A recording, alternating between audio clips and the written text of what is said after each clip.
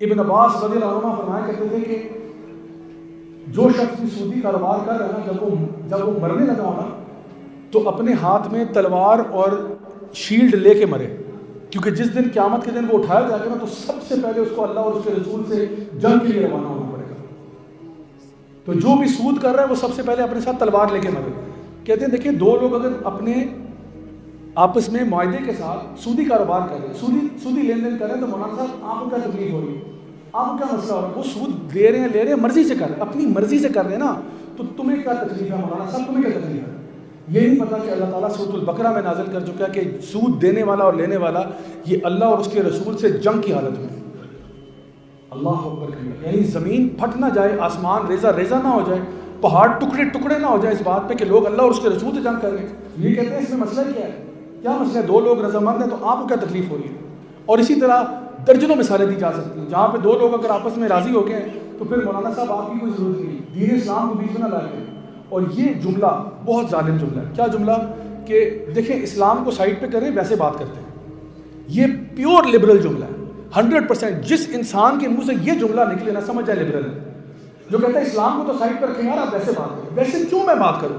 میری پہچان مسلمان ہونا ہے، میں انسان بعد میں ہوں، مسلمان پہلے ہوں۔ اللہ سبحانہ وتعالیٰ فرماتے ہیں قرآن مجید میں یا ایھا الناس انتم الفقراء الی اللہ، اے انسانوں تم سارے اللہ کے آگے فقیر ہو، تم اللہ کے آگے منگتے ہو۔ اور علماء نے اس کی تفسیر میں بیان کیا کہ یہ یہاں کہا گیا یا ایھا الناس، اے انسانوں، اے مسلمانوں نہیں، اے انسانوں انتم الفقراء الی اللہ، تم اللہ کے آگے فقیر ہو۔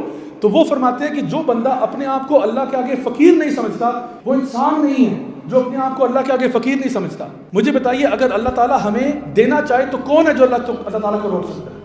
اگر اللہ تعالیٰ ہم سے کوئی چیز روک لے تو کون ہے جو اللہ سے چھین سکتا ہے؟ اللہ تعالیٰ نے جس کی موت لکھی ہو کون ہے جو اس موت کو ہٹا سکتا ہے؟ اللہ نے کسی کی زندگی لکھی ہو کون ہے جو اس کو موت دے سکتا ہے؟ ان اللہ علی کل شیء قدیر۔ کیا ہم لوگوں نے اللہ کو پہچانا نہیں؟ کیا ہم نے اللہ تعالیٰ کو ماننے سے انکار کر دیا؟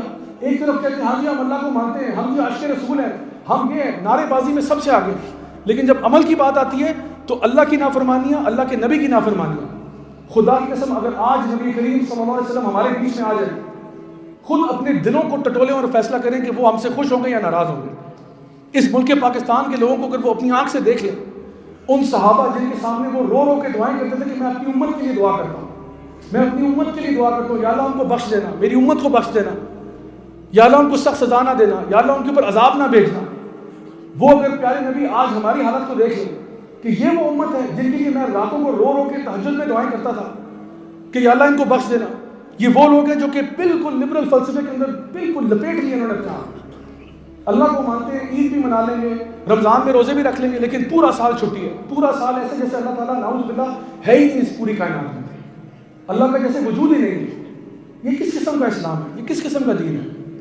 میرے بھائیو یہ وقت آ چکا ہے کہ ہم لوگ اپنے بچوں کو سب سے پہلے اپنے بچوں سے شروع کریں، ان کو دین کی تعلیم دیں۔ جہاں پہ بھی دین کی تعلیم ہوتی ہو، قرآن کا درس ہوتا ہو، حدیث کا درس ہوتا ہو، اللہ تعالیٰ کی معرفت کی باتیں ہوتی ہوں کہ اللہ تعالیٰ کون ہے، اللہ کے اسماء و صفات کیا ہیں، اس کے اوپر اپنے بچوں کو لے کر آنا ہے، ان کو اسلامی تاریخ سے واقف کرنا ہے۔ نبی کریم صلی اللہ علیہ وسلم کی سیرت کیا تھی، صحابہ کی سیرت کیا تھی، ان کا طرز زندگی کیا تھا، ان لوگوں نے کیوں اپنی جانوں کے نذرانے پیش کر دیے اپنے اس دین کے لیے، وہ کیا وجہ تھی؟ یہ سبق ہم نے اپنے بچوں کو پھر سے پڑھانا ہوگا۔